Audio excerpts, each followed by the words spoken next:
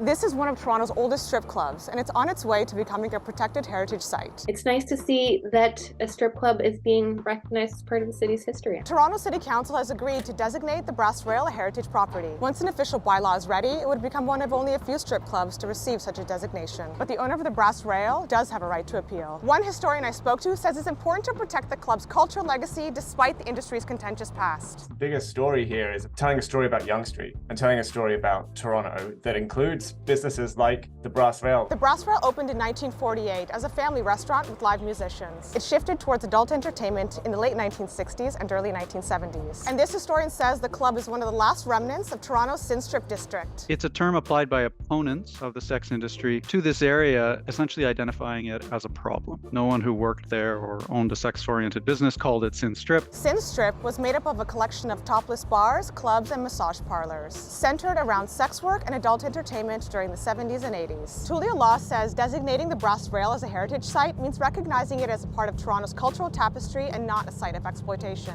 Yonge Street is changing these days. People might forget its sort of seedy beginnings, which I think is an important part of Toronto. To receive heritage designation in Ontario, a property has to meet 2 out of 9 criteria. These are the ones that the Brass Rail meets. Pause to read.